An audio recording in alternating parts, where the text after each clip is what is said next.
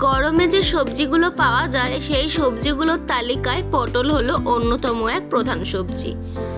এই পটল দিয়ে আজকে আমরা তোমাদেরকে বানিয়ে দেখাবো একদম অল্প তেল মশলায় আলু, পটল ও মসুর ডালের বড়া দিয়ে একটা নিরামিষ তরকারি, যেটা রুটি, ভাত অথবা পরোটার সাথে দুর্দান্ত লাগবে খেতে।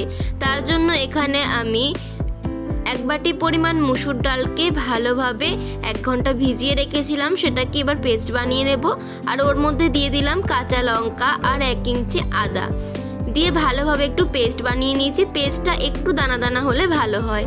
এর মধ্যে এবার দিয়ে দিচ্ছি কালো জিরে, হলুদ গুঁড়ো, জিরে গুঁড়ো, ধনে গুঁড়ো, লঙ্কা গুঁড়ো আর দিয়ে দেব স্বাদ মতো লবণ।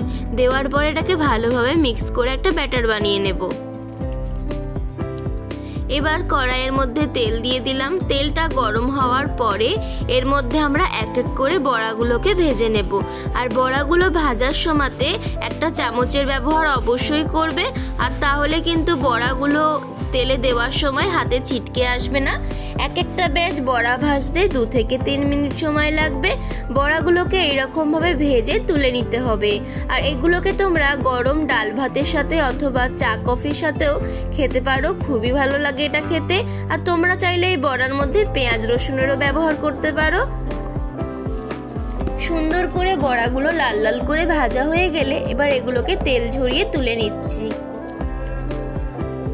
শীতকালে তো বিভিন্ন রকমের সবজি পাওয়া যায়, আর কিন্তু গরমকালে আমরা ভাবি যে গরমকালে তো হাতে গোনা বেশ কয়েক ধরনেরই সবজি পাওয়া যায়, অত ভ্যারাইটির সবজি পাওয়া যায় না। তখন ভাবি যে পটল দিয়ে কি এমন রেসিপি বানাবো, সবটাই খেতে খেতে বোর লাগে। তখন তোমরা এই রকম রেসিপি বানাবে, অথবা ইউনিক ধরনের পটলের একটা রেসিপির মধ্যে এটার কিন্তু খুবই ভালো লাগে। অবশ্যই তোমরা বাড়িতে বানিয়ে দেখতে পারো।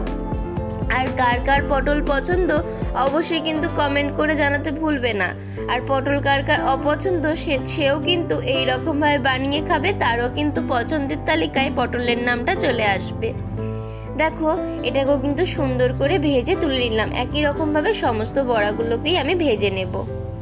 এবার ওই তেলের মধ্যে দিয়ে দিচ্ছি কেটে রাখা পটল।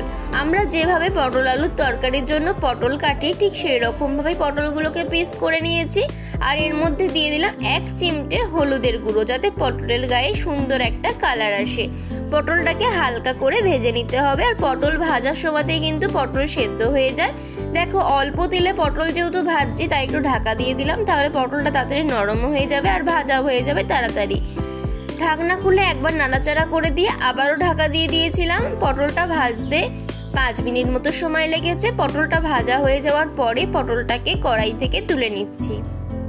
পটল ভাজার সময় বেশি তেল ব্যবহার করবে না। খুব বেশি তেল যদি ব্যবহার করো সেই তেলটা কালো হয়ে যাবে, ফলে রান্নার রংটা কিন্তু অন্যরকম আসে।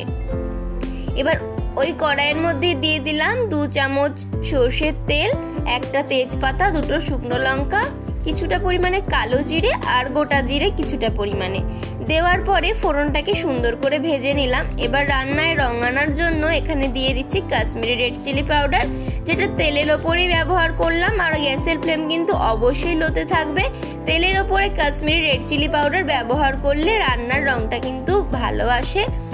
তোমরা চাইলে টমেটোটা ভাজার পরেও কাশ্মীরি রেড চিলি পাউডার ব্যবহার করতে পারো। টমেটোটা যখন নরম হয়ে যাবে, তেলটা ছেড়ে বেরিয়ে আসবে, তখনও দিতে পারো।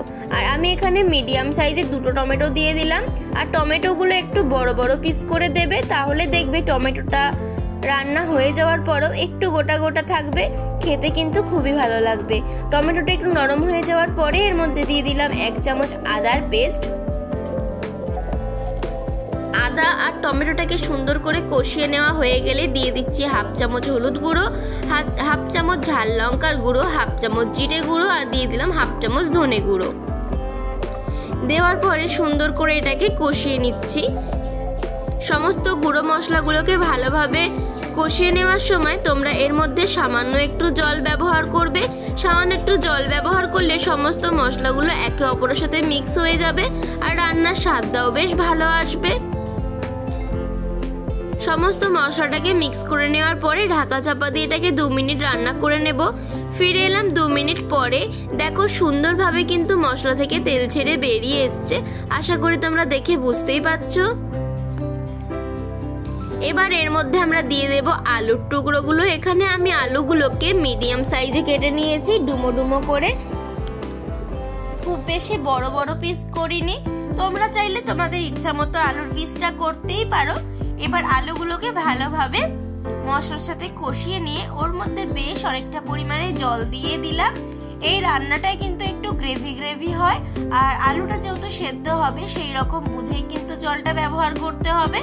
জলটা দেওয়ার পরে এর মধ্যে দিয়ে দিচ্ছি লবণ। লবণটা এই সময় দিয়ে দিলে আলুটা সেদ্ধ হবে তখন কিন্তু আলুর মধ্যে লবণটা ঢুকে যাবে। এবার ঢাকা চাপা দিয়ে আলুটাকে সেদ্ধ হওয়া পর্যন্ত ওয়েট করলাম। আলুটা সেদ্ধ হয়ে যাওয়ার পরে ফিরে এলাম। আলু কিন্তু এখন 95% মতো বয়েল হয়ে গেছে। এবার ভেজে রাখা পটলের টুকরোগুলো অ্যাড করে দিলাম, আর দিয়ে দিচ্ছি ভেজে রাখা ডালের বড়াগুলো। আর ডালের বড়া কিন্তু আমি অনেকগুলোই ভেজেছিলাম, কিন্তু ভাজার পরে সেটা ফাঁকা হয়ে গেছে। কেন হয়ে গেছে তোমরা আশা করি বুঝতেই পারছো। আর এখানে দিয়ে দিলাম ধনেপাতা কুচি। ধনেপাতা কুচি, পটল আর ডালের বড়াগুলো দেওয়ার পর ঢাকা চাপা দিয়ে এটাকে বেশ কিছুক্ষণ ফুটিয়ে নিতে হবে, 3 থেকে 4 মিনিট। আর ডালের বড়াগুলো কিন্তু অনেকটা পরিমাণ জল টেনে নেবে। দেখো জলটা কিন্তু অনেকটা পরিমাণে কমে গেছে। আমি এই রকমই গ্রেভি রাখবো, কেননা পরে যখন এটা ঠান্ডা হয়ে যাবে ডালের বড়াগুলো কিন্তু অনেকটাই গ্রেভি টেনে নেবে আবারও। আর এর মধ্যে দিয়ে দিলাম 1 চামচ চিনি, যেহেতু এটা নিরামিষ রান্না, মিষ্টি মিষ্টি হলে খেতে ভালো লাগবে। আর দিয়ে দিচ্ছি ঘি আর গরম মশলা গুঁড়ো। ঘি আর গরম মশলা গুঁড়ো কিন্তু রান্নার স্বাদটা বাড়াতে খুবই সাহায্য করে। রেডি হয়ে গেল আমাদের এই নিরামিষ রেসিপিটা। এটা আমি সার্ভ করব আজকে গরম গরম ফুলকো ফুলকো রুটির সাথে।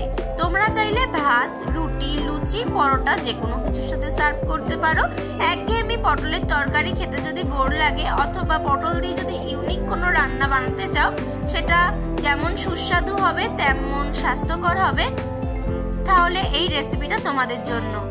আজকের রেসিপিটা তোমাদের কেমন লাগলো অবশ্যই কিন্তু কমেন্ট করে জানাতে ভুলবে না। দেখা হবে পরের দিন নতুন রেসিপির সাথে। সবাই ভালো থেকো, টাটা।